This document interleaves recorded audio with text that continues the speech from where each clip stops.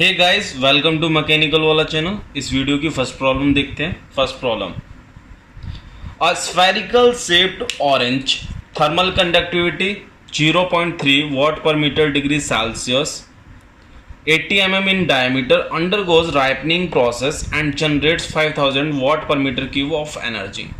If external temperature of orange is 10 degrees Celsius and it is surrounded by air having heat transfer coefficient 20 watt per meter square Kelvin, then the maximum temperature in degree Celsius at the center of orange will be.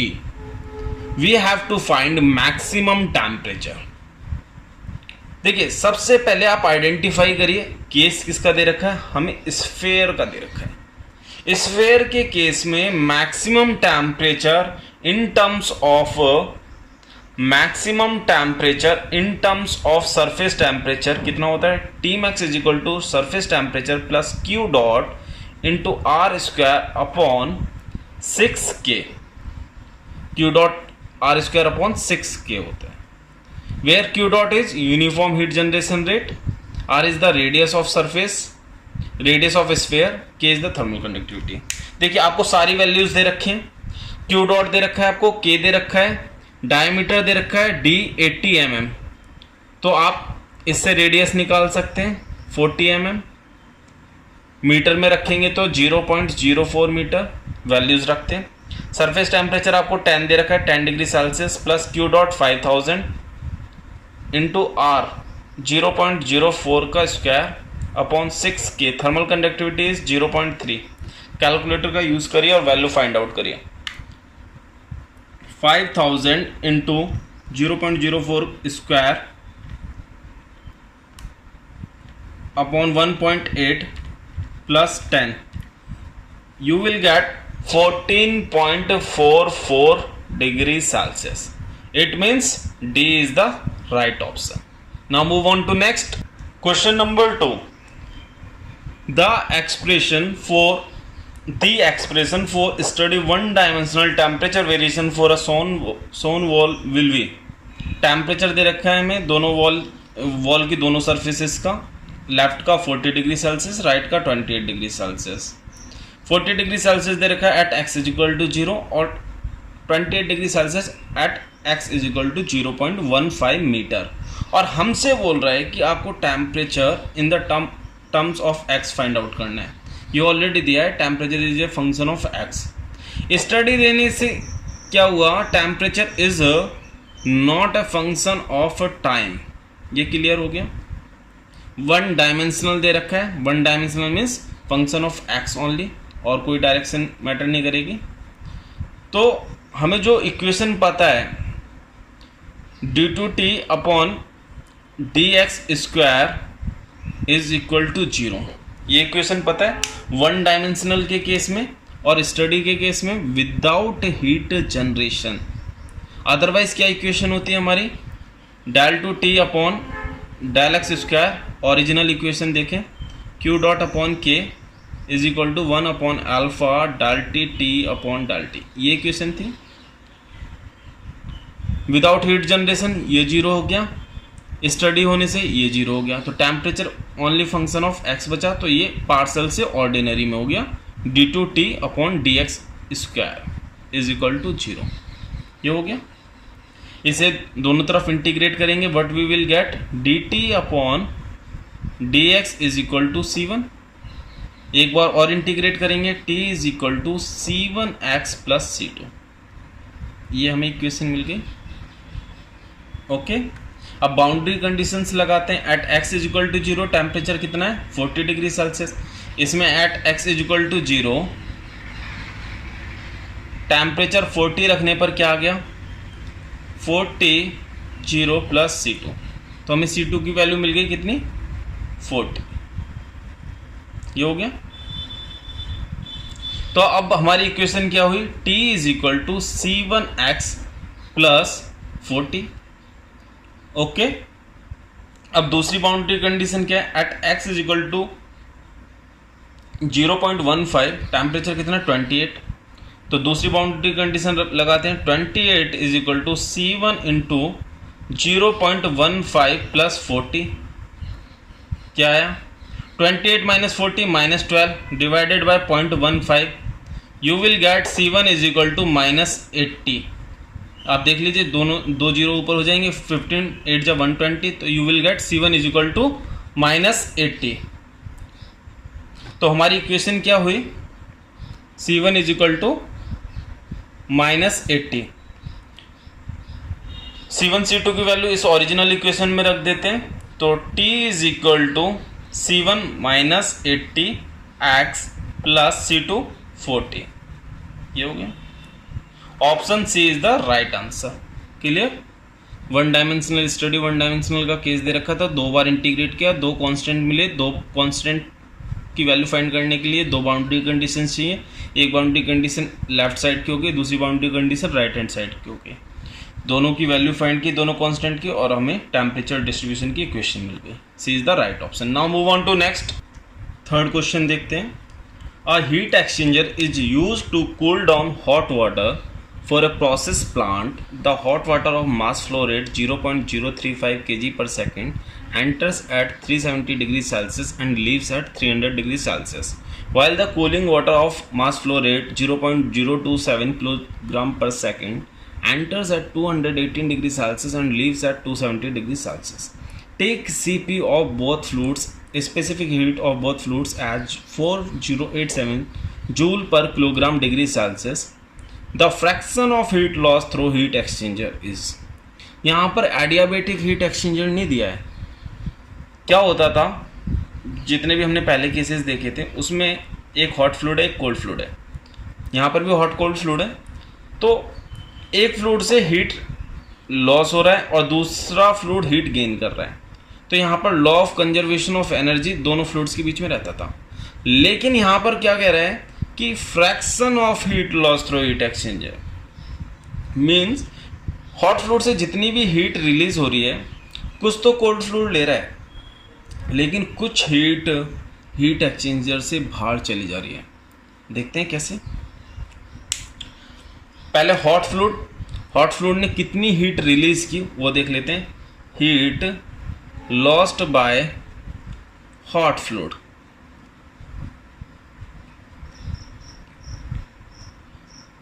क्या होगी, MH dot CPH THI minus THE, ये होगी।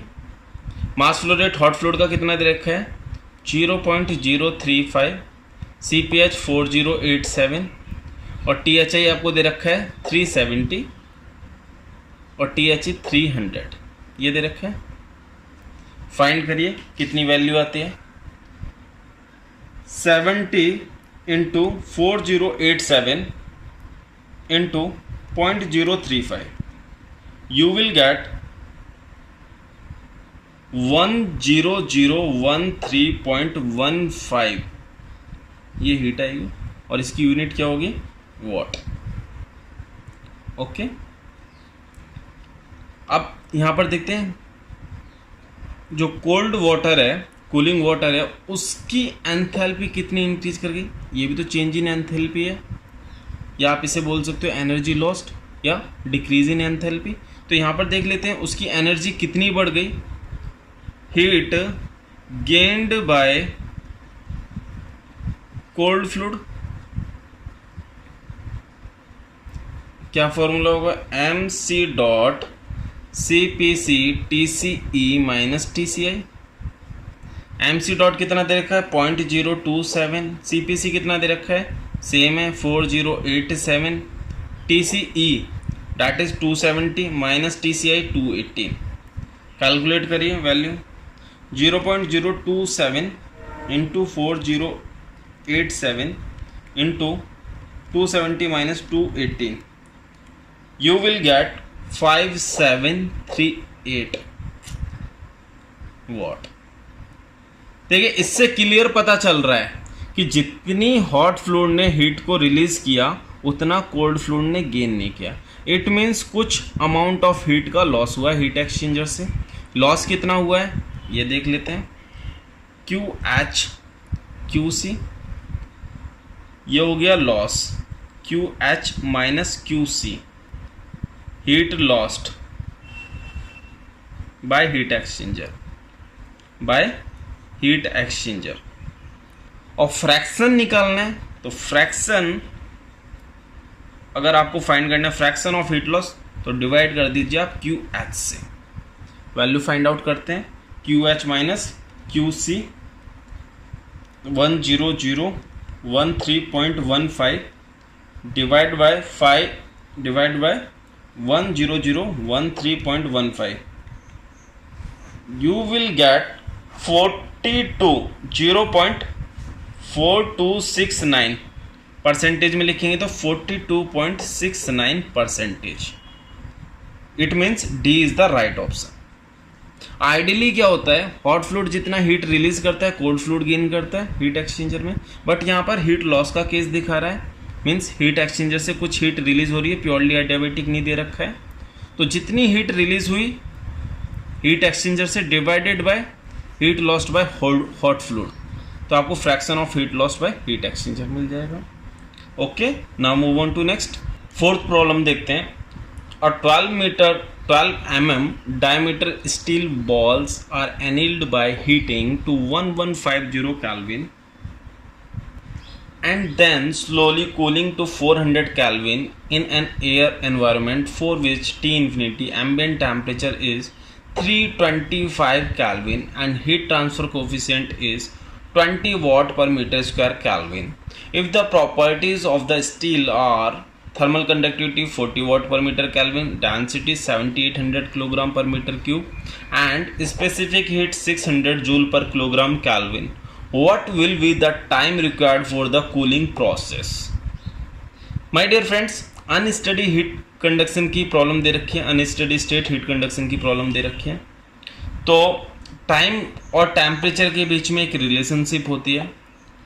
Relationship जो होती है वो ये है, T minus T infinity upon T I minus T infinity is equal to e to the power minus H A upon rho V C into T.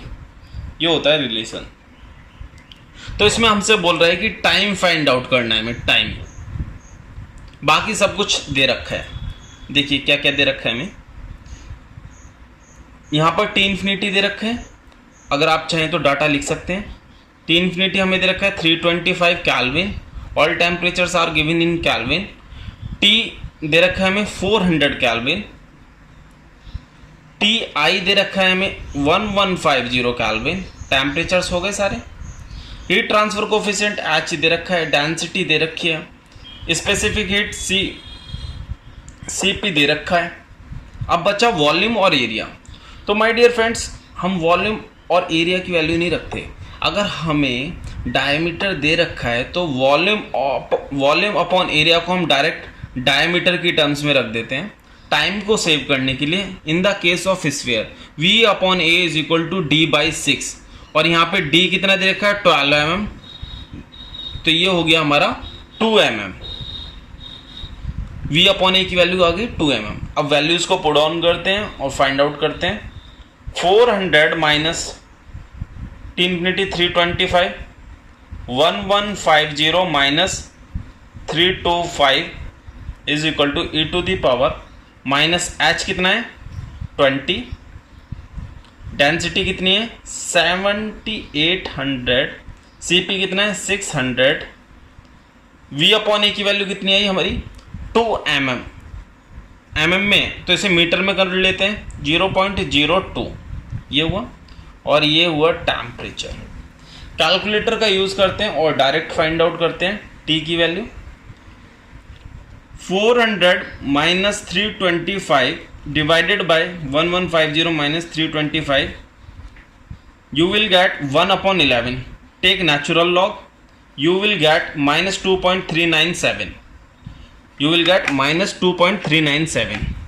Now cross multiply 7800 into 600 into 0.002 divide by minus 20. You will get 1122.214 second. ये value आ गई।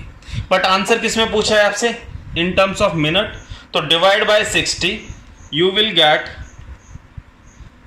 18.7 0.03 minute, which is close to 19 minute. So B is the right option. Okay, now move on to next question number 5 देखते हैं. What is the value of the view factor for two inclined flat surfaces having a common edge of equal width with an angle of 45 degrees? Means आपको दो flat surfaces दे रखी हैं और उनकी common as they रखी है इस type से. ये दो फ्लैट सरफेसेस हो गए और इनकी कॉमन विथ दे रखी है. ये विथ कॉमन है. This one is common for both the flat surfaces और इनके बीच में एंगल दे रखा है आपको 45 डिग्री. आपको व्यू फैक्टर फाइंड करना है. View factor for two inclined flat surfaces. Suppose इसे आपने सरफेस 1 मान लिया, इसे सरफेस आपने 2 मान लिया. इस केस में हमेशा F12 और F21 सेम होंगे, which is equal to 1 minus sine theta by 2. ये जो एंगल दे रखा है डैट इज थीटा.